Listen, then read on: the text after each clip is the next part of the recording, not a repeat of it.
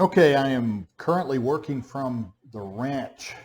So, um, pardon the brightness, as I'm not in my normal location, so bear with me. All right, this question, very good one, has to do with behavior, but also via potential violations of FERPA, and what I believe is attempts at predetermination. Um, uh, well, let's get into that. Okay, your son is autistic and you have difficult time for several years getting him appropriately assessed and serviced in the school. Finally got an IEP last year, has an aide, and made significant improvements in the behaviors that he exhibited in earlier grades, but we are currently dealing with some major FERPA issues. That's education records, by the way, anybody out there. We found out about 2 weeks ago that his teacher was taking unauthorized videos of him in class in an attempt to prove that he should not be allowed to remain in a general education setting. That's where some of this predetermination would be coming in, to provide sort of undue or I guess selective impressions of your child's behavior, but we'll get into that. In addition, she was discussing him with other parents. No. And there is now a private parent group where they're discussing him, and my other child was even mentioned. They continue to demand the school do something about him, and now discussed contacting the school board. The school offered to start informing the parents of any behavior incidents in the class, which implies informing them every time my son has a behavior incident at school. Altogether, it's a mess, and my son is being called disturbed and violent. He is being singled out for discrimination and being talked about by parents in degrading and malicious manners. And the school's not doing anything about it other than, in my viewpoint, contributing to the issue. Yes, that would be a FERPA violation, and a serious one. The unfortunate thing is there's no real punishment behind that. But at the same time, if this information is being shared in the public realm, and if you have access or you have friends that are in this private parent group, then you need to have them screenshotting these communications about your child. You need to start mounting evidence to support what I'm going to be recommending. Number one is, this is right up the alley of the Office of Special, or the Office of Civil Rights, OCR. This would be a very valid reason for you to file an OCR complaint for discrimination if you can provide the necessary proof that they are discussing your son, and there would be no other way that they would have some of the information about your son to be able to communicate about it without getting that information from the school. There's only so much, and I don't know if you put in there how old your child was, but there's only so much you can glean from a child to be able to source this information to have that be generated. The other thing is, if they're if the teacher's using personal equipment to take video of your child, then no, that's absolutely wrong. They should not be doing that without your consent, knowledge. What is the purpose? I've seen that done before, but once again, you know, there has to be parental consent. There has to be sort of a purpose behind that. And it seems like I had said, that this is being done for the purposes of steering your child out of the general education placement. And how you would be able to sort of tell that is how they're developing next year's IEP.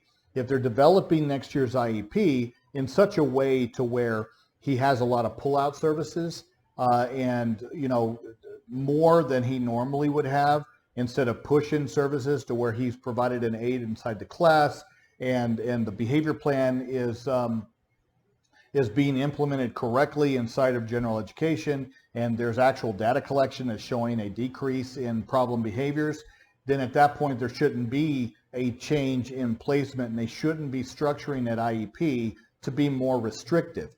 And if they are gearing it toward that, and they're using this video, a very selective video, by the way.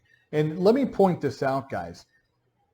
Because I had a meeting about this, I think it was yesterday, talking about a child who was diagnosed with intermittent, explosive behavior disorder, one of these, in my view, I don't want to offend the psychology community, but I feel like, we expanded on, what I consider normal human behavior, that just like targeting people's emotional responses and going, oh, that's a disorder. I don't know if I believe all of that, okay? It creates more problems than it's worth. And so what I'm saying is by using the word intermittent, that sort of says that it's not all the time. And at that point, the questions that I pose is how often is this occurring? And then what I also do is look at all the times where it's not occurring to where you have socially appropriate behavior. And schools and IEP teams tend to focus on those bad, short-term explosive disorders, even having to, let's say, remove kids from the classroom, clear the classroom. And look, I'm not by any means saying that our children shouldn't be they should just be kept in classes and therefore disrupt the education or the continuity for other students or put other students at risk. That's not what I'm saying at all. But what I'm saying is that the optimal place to work to teach replacement skills so that behavior is reduced, having a child pulled out of a general education setting to work on those things somewhere else, it depends on what the behavior or what the antecedent or what the triggers are. Because if the triggers are work expectation or whatever those expectations are within the general education setting, and the child understands if I act X, Y, and Z, then I can escape this by being removed from the classroom, then you're going to expect an increase in behaviors because the child understands that the corresponding response is to be removed from that environment. Therefore, they are able to escape whatever the task was. And so see, there's always a little nuance in those details. Why is the behavior occurring? And where is the optimal place to deal with that? Because I can tell you that once you do enough work to where the child knows that the behavioral response is not going to produce the result that they were expecting, then you start seeing the ability to increase skills by reducing those behavioral responses. Pulling a child out of these environments and going, well, we're going to work on it over here in a more restrictive setting isn't necessarily the appropriate thing to do. It's the easy thing for schools to do. And in reality, they're not really working on this stuff. They just now have the child out of that setting.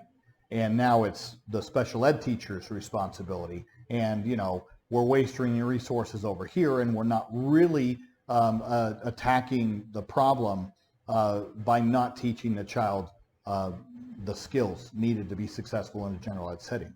So always keep that in mind in that balance. But I have had many, many cases to where the special ed or the general education teacher is eliciting the support of the children's parents as a mechanism to get the child removed from their classroom and get the child confined to a restrictive setting.